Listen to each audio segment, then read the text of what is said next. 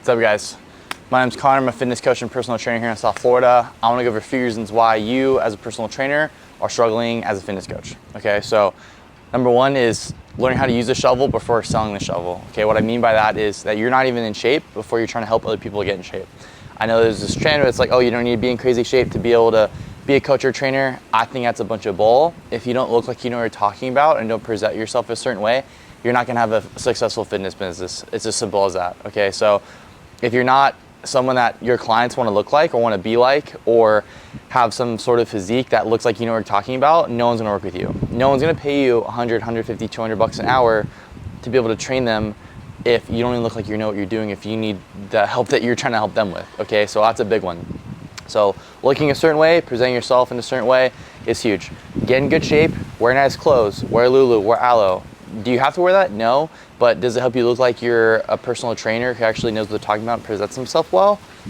Maybe, I'd say so. So that's a big one. Next thing is trying to sell people on training, not actually wanting to help them and just hearing them out.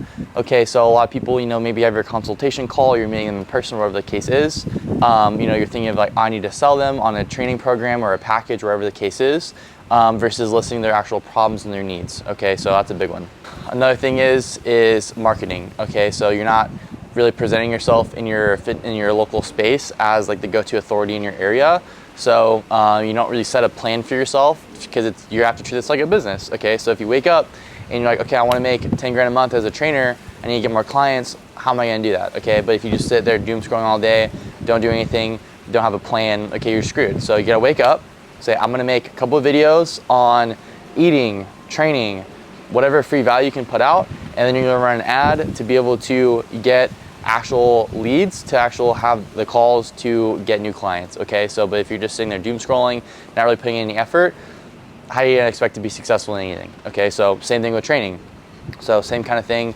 So you gotta get in shape, you gotta have good lead generation marketing, okay, and you need to present yourself in a certain way. So those are huge things that are gonna lead you to be a successful fitness coach, not just like everyone else, where you try it for a few months and then you're like, I make no money, I'm not helping anybody, and then you die out. Okay, so those are a couple of reasons. If you need more help with this or interested in coaching or training, working with me, you can comment below start, or you can fill out the link in my bio. Like, subscribe, and save this video, and follow for more. Let's get it.